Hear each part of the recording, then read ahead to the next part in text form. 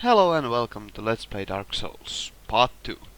So where we last left off, the game glitched at the boss battle. So, we'll start again. And hopefully you'll see why this boss battle is a very good ending to the tutorial. Since at the very first thing you see is you're on this ledge and the boss is looking down on you. And you're allowed to do this huge, very damaging jump attack on him.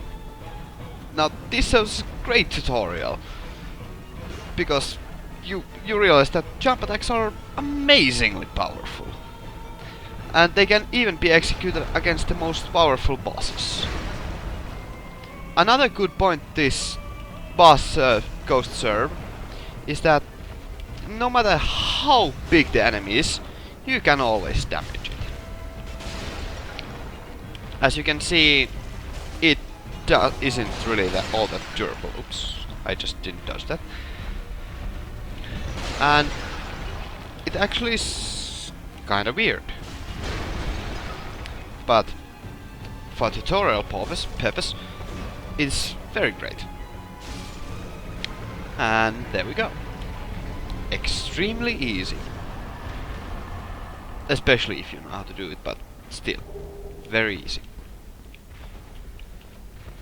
So it's this is a great boss battle as a tutorial because you learned about the jump attack, which you'll see later in the game. Used to actually later on in the game it will be very key against one boss in particular. Everyone who has played Dark Souls knows what I'm talking about. And yeah, it's just an empowering boss. You feel like, yeah, you can defeat anything, and accidentally I skipped that. Well, I'm sorry about that.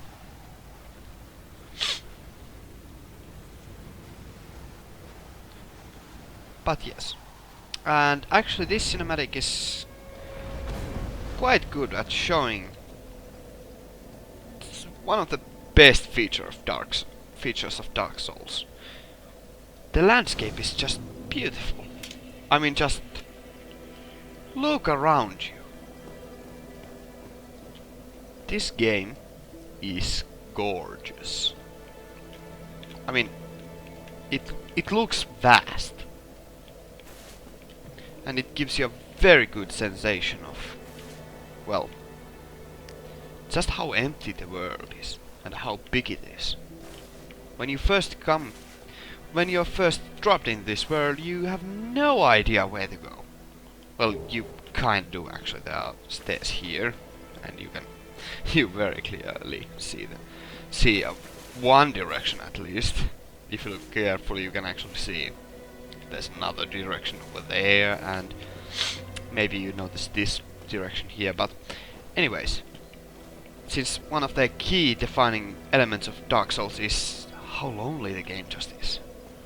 It's very interesting that you are just dropped in the game with no actual mission given to you. And in games these days, it's very rare. Now, the bonfire has gained another ability. We can level up at it. And we level up by spending our souls. They are the currency and they are also the experience. Now, usually when you are playing the game, you should most likely just level up vitality and endurance. They are the most important stats after all. They are most important. They give you more stamina and more health. And also, as you level up endurance, I believe? Yes, endurance. You can equip more items. I'll show what the equipment load actually means in game terms. It makes you roll slower if you have, well, heavier equipment. And, well, vitality gives you HP. And also you usually level up at least one of your primary stats. Like I'm going to be leveling up strength a little, and maybe a little dexterity, maybe, I don't know. And if you're a caster, you might increase intelligence or faith, unless you're a pyromancer, in which case you just increase attunement. And yeah, you can see what it does. It gives you more spell slots. Let's see. I'll just put it like this. You can... well, I don't know if you can tell the difference, but my bars are slightly higher. So, here we have our... well, not our first, but our... well, he's one of the NPCs in the... well, who doesn't die immediately. Well, what do we have here? You must be a new arrival. Let me guess. Fate of the undead, right? Well, you're not the first. But there's no salvation here. You'd have done better to rot in the undead asylum. But too late now. Well, since you're here, let me help you out. There are, actually, 2 bells of awakening. One's up above in the undead church. The other is far, far below, in the ruins at the base of Blight Town. Ring them both, and something happens. Brilliant, right? Not much to go on, but I have a feeling that won't stop you. So, off you go. It is why you came, isn't it? To this accursed land of the undead? Yeah, so this guy over here gives you your first mission. But as you can see, there's no way to view what actually is your mission. You just need to understand that what he meant. You can also talk to him again. Ah, your face. You're practically hollow. I don't know. Going hollow could solve quite a bit. How strange. He is indeed quite a peculiar man, but he doesn't have much of any further purpose in the game, but it's a nice way to introduce you to the game, and I actually kind of like his voice acting. But yes, since there are no actual ways of tracking quests, you just have to remember. So he told us that there's 2 bells of awakening, one in the church, which will be the first one we will be going to, and one down below, which is the reason why I picked Master Key. Anyone who has played Dark Souls knows that you really should start with the Master Key, but I'll go into that later. For now, let's talk to the other NPC. Hello there. I believe we are not acquainted. I am Petrus of Thurland. Have you business with us? If not, I'd prefer to keep a distance, if possible. He is our first, well, priest. Our first way to enter any covenant. Hello there. I realize that I have requested that we retain our distance. But I also want you to know I won't retain that our it is distance. not meant in ill will. Can I get closer to you? Take this as a token of peace. No, go ahead. It's for you. Why, thank you, Petrus. You're so nice. Oh my. You again. Oh, I know. How about this? I have to await my companions here anyway. So what if I were to teach you some miracles? Would that please you? Very Yes, I well. would very much like some Then miracles. first, But a covenant with actually, I the won't be gods. buying any of them. So yes, we can join a covenant. Now, it says it abandons your former covenant, but we don't have any because we just started the game.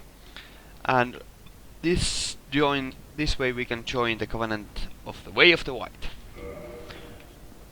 There.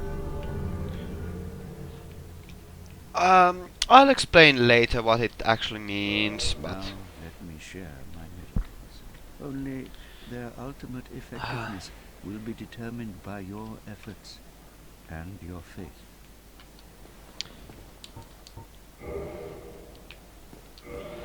so uh, every covenant has a special purpose, but you can learn about those in the internet. Way of the White is just what it actually gives you is that they are less prone to being invaded, I believe. So it's actually once we get more information about, well, when we meet some of the gods as they are, I'll explain more about that, about the Way of the White and what they are, what is its purpose. But for now, that isn't important. What is important is, however, is that now, if we were to reverse our hollowing is, well, why the character's face and skin and everything looks a bit unhealthy, shall we say? It's the way that we enter the online mode. As you can see, the little white thing there means that we are hollowed. Let's put our shirt back on, that's gross. So, yes. Also, this is a wonderful beginning area because it gives you a wide range of possibilities that you can do. For first, as you can see, I have already went ahead and found a few secrets, and they are one of the best secrets actually. Well, no, not really. Not really all that good actually. And it also, this beginning area gives you many ways to start the game. Well, 3 to be exact. Well, actually 4 if you know what you're doing, but at this point of the game you really wouldn't know what to do. And here we have our first enemy outside of the undead asylum. A skeleton. How unremarkable. Well, this would be a good place to explain the status effects. This game has few status effects, 4 in particular, and the skeleton is currently showing us one of them, which is the bleed status effect. Every status effect starts by building up a bar, and as you can see, let's let him hit me once. It starts building up, and if it fills, the effect happens, and we are inflicted with the status effect. This status effect is called bleed, and what it does, it causes a percentage of your health as damage.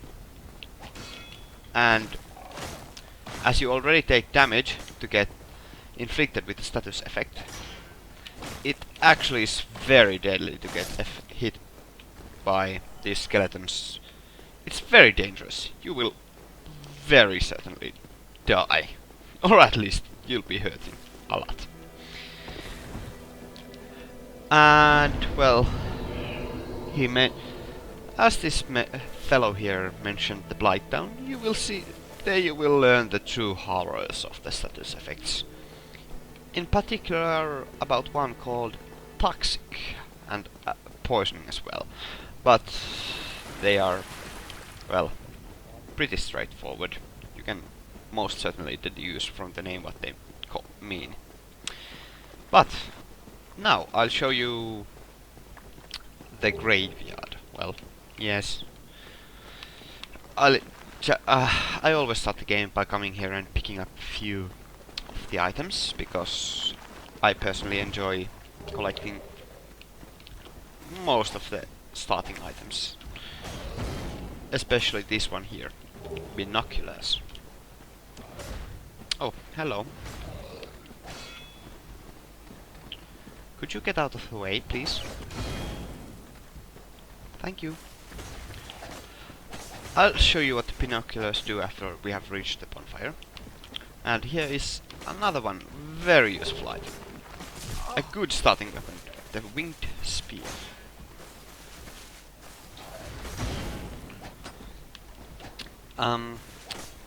Let's get out of the graveyard first.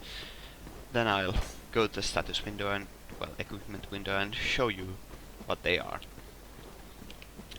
How many of them are following? Actually, quite a few. None of them actually are following me. At least not that fast. That's rare.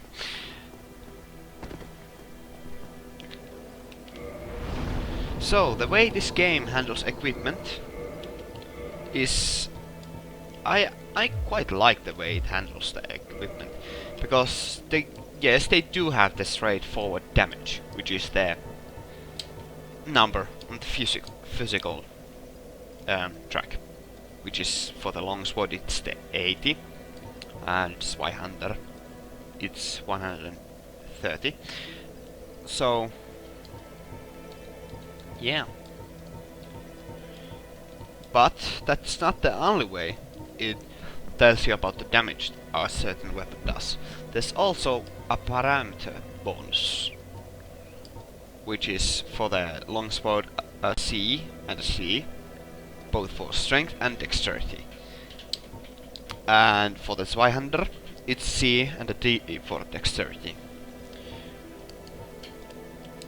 And as you can see, and you hear, they also have auxiliary effects. Well, it's pretty clear.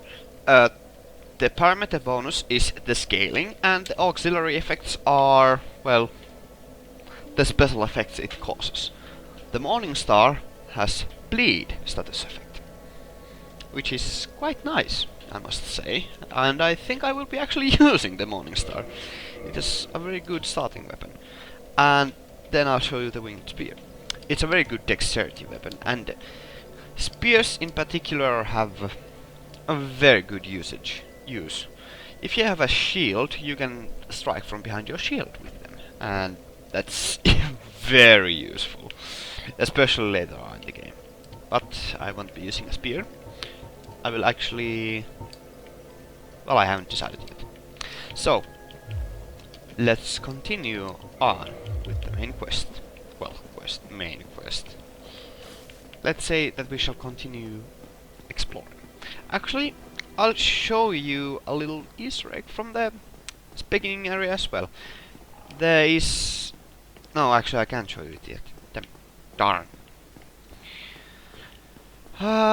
So let's go forward. And first, let's go up. Actually, I'll show you what the binoculars do now.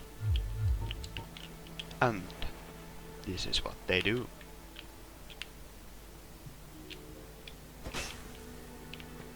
Well, they are just binoculars, you can use them to see. But yes, I actually quite like to use them in certain areas because, well, as I said, the game is very beautiful. But actually I'll show you later on. You can see few other things with it, but for now, let's continue. Yes, that's nice damage.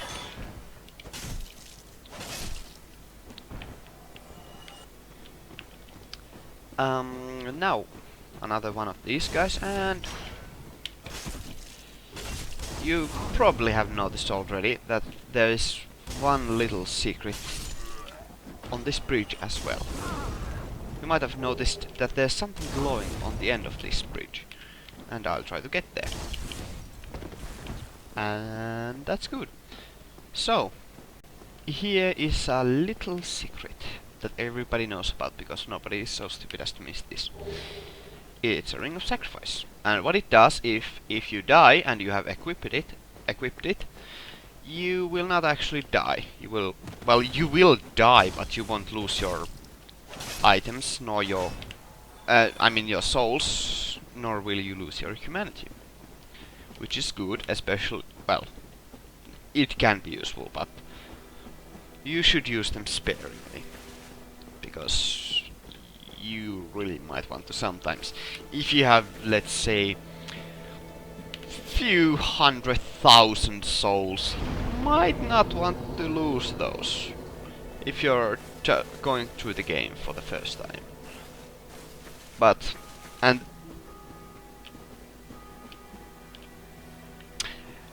yes, as you might have heard, that I'll give you a little explanation. When somebody rings the bell of awakening, everyone in the game can hear it. It's another player, of course, but that's a nice little feature. Shows just how much online interaction the players get with each other. It's very nice. It's a nice touch. It doesn't do anything. Well, you might see what it does, but well, not. Ringed bell doesn't actually do anything for the other players, but I'll show other things besides summoning other people to help you. What people might bring to the game to each other. And that was a poor sentence.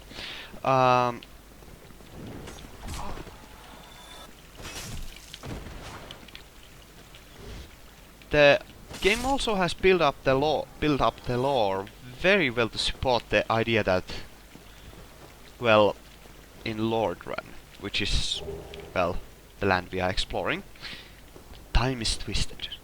Which means that, well, basically there are other worlds, and other players are discovering, well, playing through them. But it's explained, well, believably, more believably, kinda understandably. It gives a good excuse for the online play. And, well, it's good enough.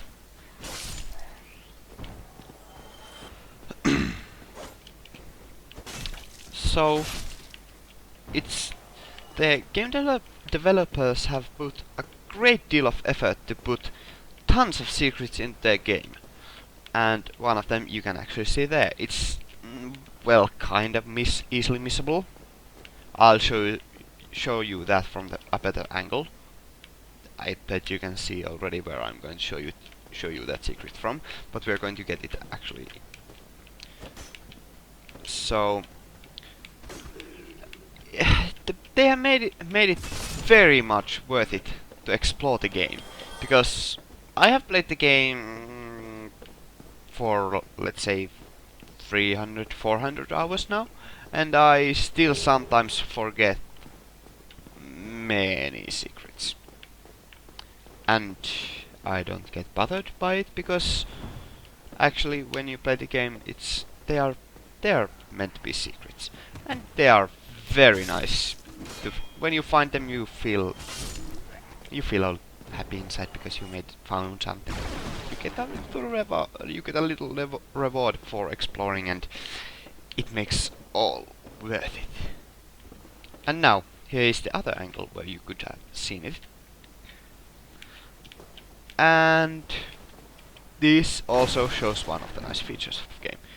If you're not stupid and you see the hands, you can actually strike at the enemies, which is very I wouldn't say it's like miraculously hard coding, but it's a nice touch.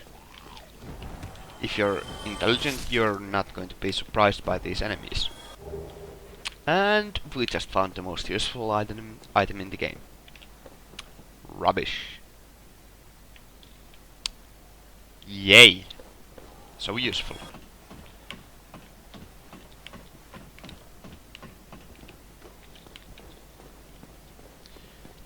And all that exploring led here, where we can found one liquid humanity. Not liquid, it's actually solid humanity, but yes. Anyway, actually, what these are called hollow hollows, not hollow soldiers, I believe, but just hollows.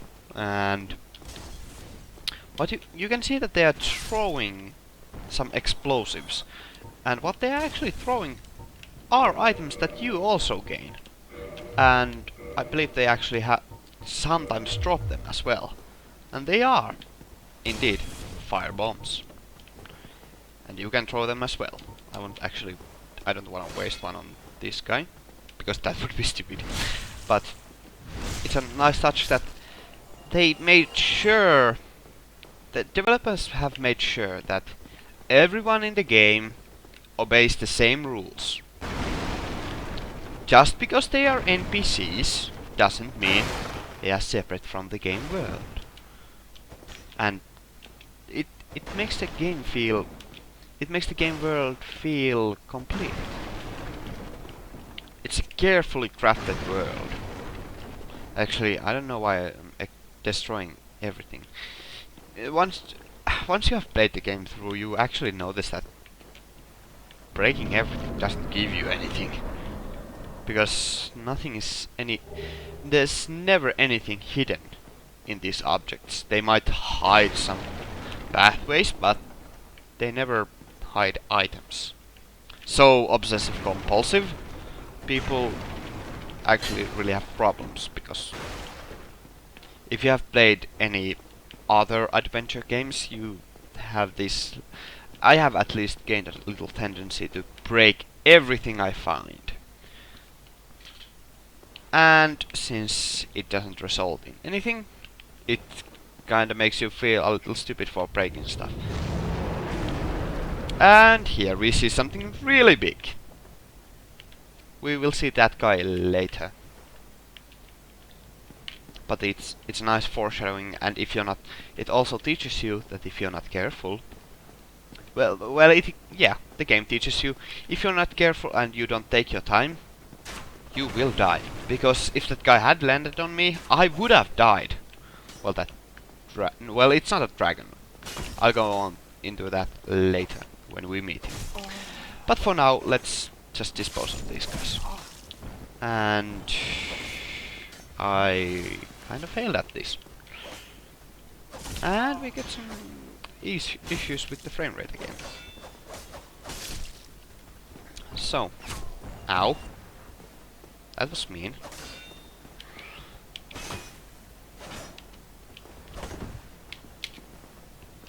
So, if you haven't already played Dark Souls or purchased it, I highly recommend you do. Even if you're not really into the hardcore games and games that are quite hard or challenging actually, because it's a wonderful experience, and well, everyone should experience it. And it also it has very good game design decisions, which I'll be going into later. But for now, I'll thank you for watching, and in this bonfire we will start this installment. Leave your negative and positive comments below, and thank you for watching. I'll see you next time.